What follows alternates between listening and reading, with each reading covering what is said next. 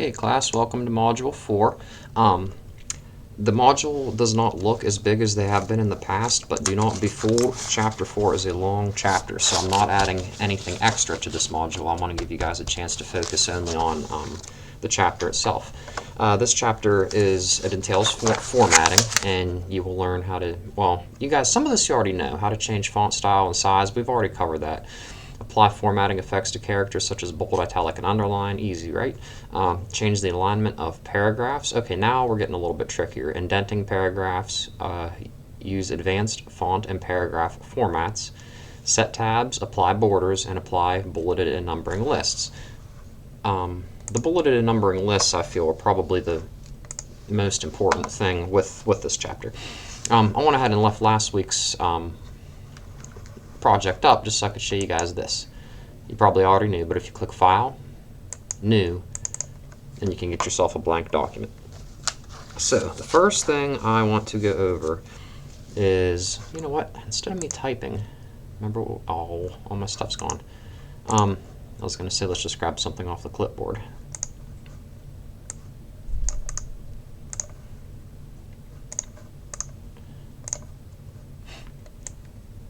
Okay, they want you to know how to make something bold, how to make something italicized, and how to make something underlined. The cool thing about underlining, most people never really notice this little guy right here. You can change the color of the underlining, like let's just say you want to kind of make it look urgent, you can make it red. And there's also different options in here that you can use, like there's a strike through effect if you want to cross something out. Double strike through, pretty much common sense, right? Superscript and subscript, basically a superscript, if you look up here you can see your little exponents here, like x to the second power. That would be your, I believe, superscript, and your subscript is when they're at the bottom down here. This would be handy for you know, like a chemist who wanted to make a document on different elements or something like that. I don't know much about chemistry, but you can make it a dotted line. There's just a bunch of different features in here if you want to be real fancy, something like that. So that basically covers bold, italicize, and underline. I do want to actually show you guys. I'm going to up the font so that it's easier to see. We'll go 26. Let's just say I wanted to write a mathematical equation. Let's just do 2 to the second. Why is it not working? Oh, I did. Okay, never mind. Second power equals 4. So this is your superscript. Oh wait, let me hover over it. Yeah, superscript is the one that goes up. Subscript is the one that goes down, and it also shows you your shortcut keys right here. If you typed in that key code combination, it would do this for you automatically instead of having to click. But that's no big deal just to have to click on things. What is next? To highlight text. Okay, you do have a text highlighter here. It's very easy to do. You just click and drag. There, you're highlighted. Great for note-taking. If you have an electronic book that will let you edit, you can go through and highlight whatever you need. And to remove, you would just right-click. Oh, I'm sorry, no. To remove, you just click it again. You just highlight all your text. Oops, it's not working. Oh, there it went. Okay. Yeah, to remove it, you just basically reselect it and then click that button again. So I'm going to turn this feature off. We're not using it anymore. Notice when it's turned on, you have that little, it's supposed to resemble a highlighter right next to your cursor. And that's kind of how you can tell you've got something going on if it messes you up in the future or confuses you. Okay, let's see what we have next here that I want to cover with you guys. Okay, we now have text effects. Okay, text effects are pretty cool. I like to use them when making things like my tech journal. See how I've got the shadowing effect here? It makes things look a little, it jazzes it up, makes it look a little more real, a little more professional. So let me get rid of this underlining here, and then let's up the font so that it's easier to see, and then we'll play around a little bit with text effects. And really the best way to learn how to use these is to literally just play with them. Here's the shadow effect.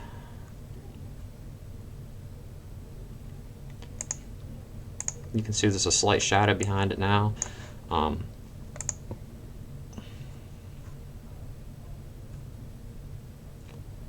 If you just hover over them and look, you can see all the different options you have. This one is one of my personal favorites. I always kind of like that mirror effect down below it.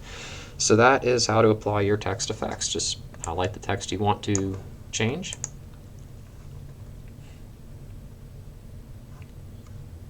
Add a glow. See, you can see you can really make this document look cool using text effects. The font dialog box, I just kind of want to show you that it's here, and you can look through it. And let me highlight the font that way it's actually going to be affected, and play and just see the different options you have. Again, you have strike through, you've got small caps, you can make it hidden. Over here in the advanced tab, character spacing. Okay, this kind of goes into the typography we had, I believe it was in module 2. The spacing between the characters is called the kerning, and you can increase that or decrease it or whatever you want to do.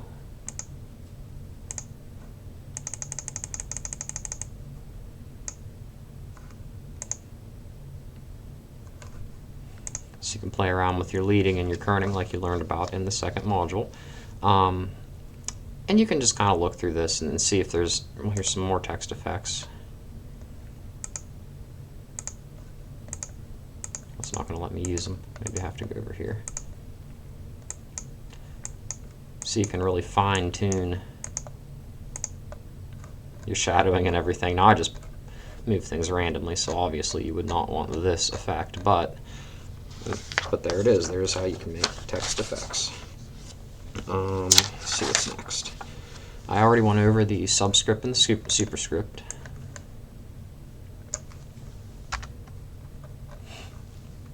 Superscript and a subscript would be something like that. Okay, let's see what's next. We have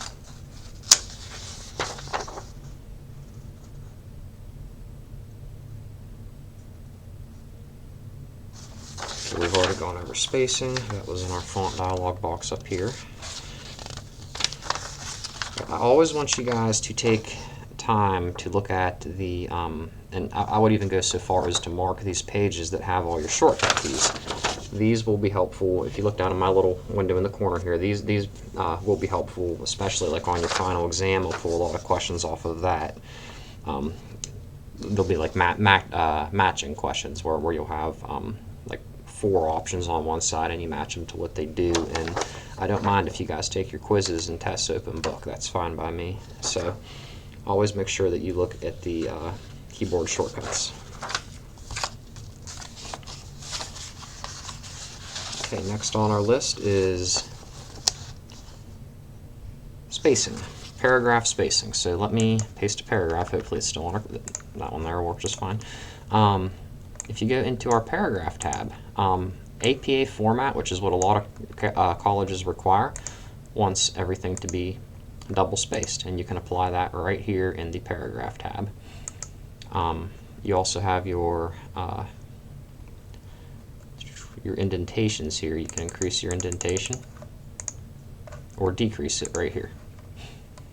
Alignment is usually left. That can be changed right here too, but if you want to change it here, you can center it. Does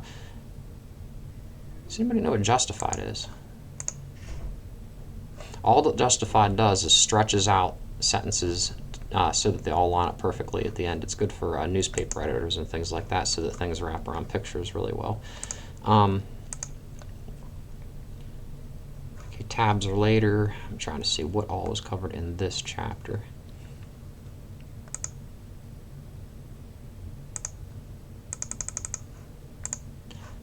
Paragraphs are supposed to be indented like this. Most people just hit the tab key on the very first line of the paragraph, but if you want it to happen automatically, I did that right here. Special. The first line is indented by an extra 0.9 inches. So go ahead and take a look through there, explore, play, get used to it, become familiar with all these functions. Line and page breaks. Okay, let's just say you are typing and you are ready to change the subject and you're pretty close to the end, and you really don't want to start your next heading right here. You want to go down to the next line. Now obviously I'm not close to the end, I'm just doing this for demonstration purposes, but under your paragraph tab, and you can also find this, I believe, in insert. You can insert a page break right here. You can insert a page break here, but we are going to go ahead and do it from the paragraph tab. Lines and page breaks. Let's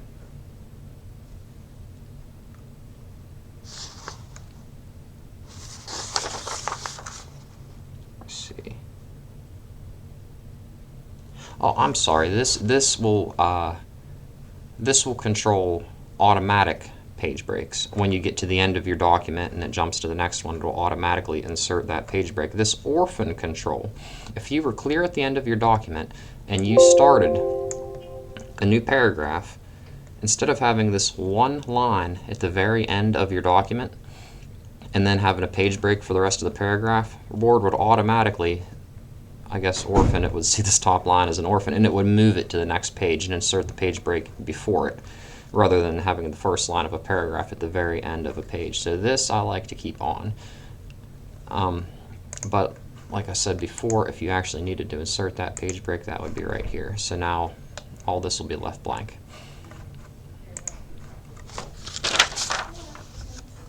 So that covered the orphan control. Section 4.4.9 has all the shortcut keys for paragraph formatting. If you look down on my little screen, this is what I'm talking about.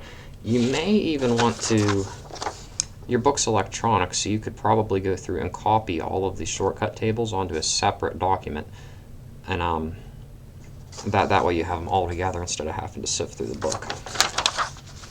Okay, let me see what else we have in here. Okay, we are now to bullets and numbered lists.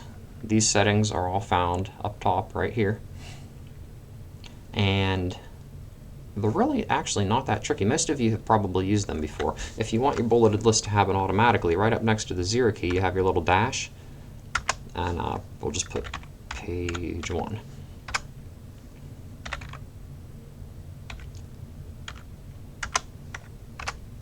These are now coming up automatically. It is automatically making a bulleted list for us, but let's just say we wanted a different style of bullet. There you go. So you can play around with your bulleted lists. Now where it gets a little bit tricky is if you want a multi-level list. And if you look at this little tiny picture, it pretty much describes what that multi-level list would be.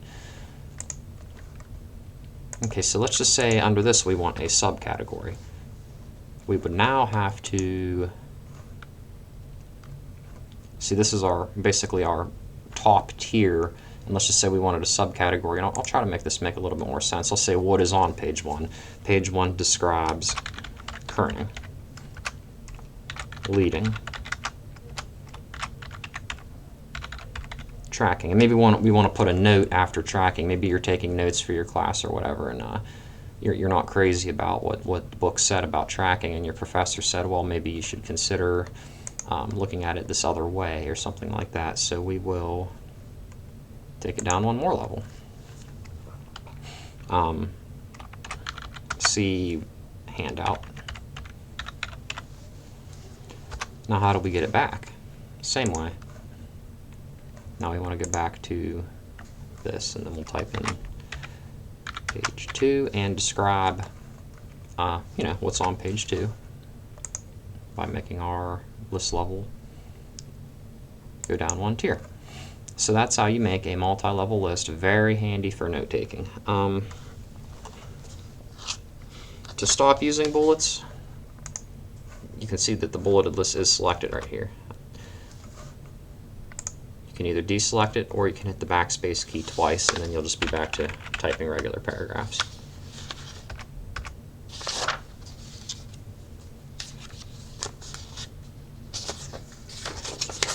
Next on here.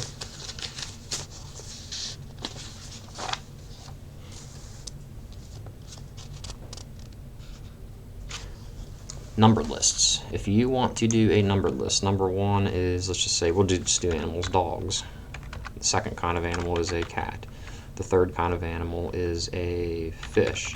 Well, now we want to switch to different types of foods, but oh crap, it's not gonna let us, because every time we hit enter, it automatically pulls up that 4. What do we do?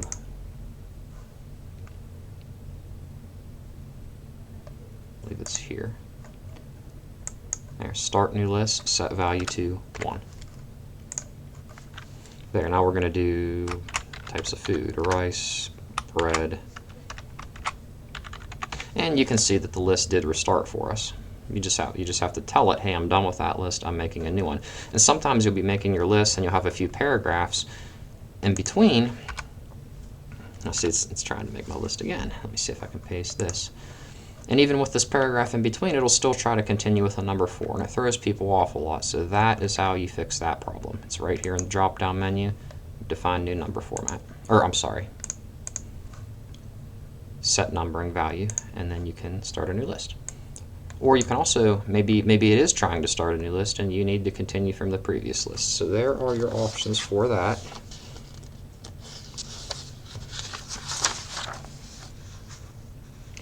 And that's it. We've covered the entire chapter.